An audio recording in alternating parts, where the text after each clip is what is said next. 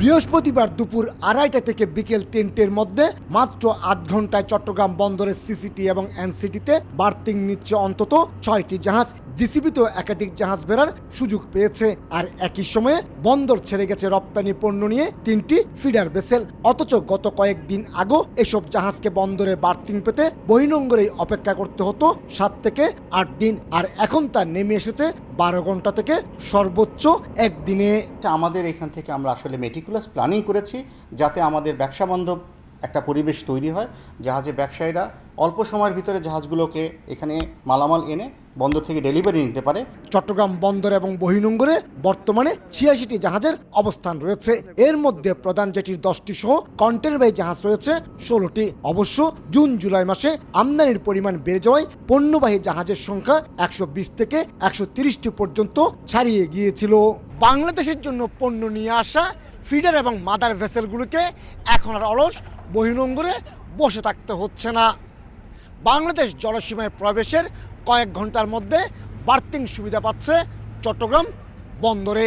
Shipping ব্যবসায়ীদের অভিযোগ, বর্তমানে জাহাজ জট পরিস্থিতির কিছুটা উন্নতি হলো, তার আগে বন্দরের প্রধান জেটিতে বার্থিং পেতে দেরি হয় কন্টেইনারবাহী জাহাজগুলোকে বহির্নোঙরেই অলস বসে থাকতে হয়েছে।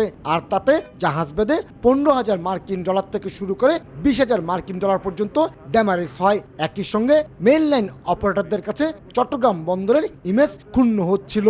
বন্দর কাস্টম রিলেটেড এটাকে যদি আমরা যে কোনো সব কিছু ঊর্ধ্বে রেখে যেন কোনো ধরনের এইটার যেন কাজের এফেক্ট না হয়, বিশেষ বিবেচনায় জরুরি সেবার পর্যায়ে নিয়ে যদি আমরা এটাকে মেনটেন করি, তাইলে কিন্তু এই কনজেশন হবে না, তাহলে আমাদের সেই ক্ষতিটাও আসবে না। এদিকে চট্টগ্রাম বন্দরের অভ্যন্তরের বিভিন্ন ইয়ার্ডে আটকে পড়া কন্টেনার বাইরের ইয়ার্ডগুলিতে পাঠিয়ে দেওয়ার পাশাপাশি ডেলিভারিতে গতি আনায় কন্টেনার জটও এখন নিয়ন্ত্রণে। 59,000 ধারণ ক্ষমতার চট্টগ্রাম বন্দরে বর্তমানে কন্টেনার রয়েছে 43,447 টিউএস। এই অবস্থায় আটকে পড়া কন্টেনারের উপর 4 গুণ হারে প্যানেল রেন্ট আদায় স্থগিত করেছে চট্টগ্রাম বন্দর কর্তৃপক্ষ। মারাত্মক কন্টেনার জট সৃষ্টি হয় গত 10 মার্চ এই প্যানেল রেন্ট জারি করেছিল বন্দর। বিভিন্ন আমদানিকারকদের রিকোয়েস্টে আমরা 1 মাসের জন্য যে 4 গুণ হারে আমরা প্যানেল রেন্ট আরোপ করেছিলাম, সেটা আমরা 1 মাসের জন্য স্থগিত করেছি পরীক্ষামূলকভাবে। খাদ্যপণ্য, সিমেন্ট ক্লিংকার, লোহার স্ক্র্যাপ সহ বাল্ক পণ্যবাহী জাহাজগুলো বহির্নোঙরের বিভিন্ন পয়েন্টে অবস্থান নিয়ে লাইটারের জাহাজে পণ্য খালাস করায় তেমন জটিলতা হয় না। কিন্তু কন্টেনারবাহী জাহাজগুলোকে লোড আনলোডের জন্য বন্দরের জেটির প্রয়োজন হয়, জটের সৃষ্টি হয়। কমল দে, সময় সংবাদ, চট্টগ্রাম।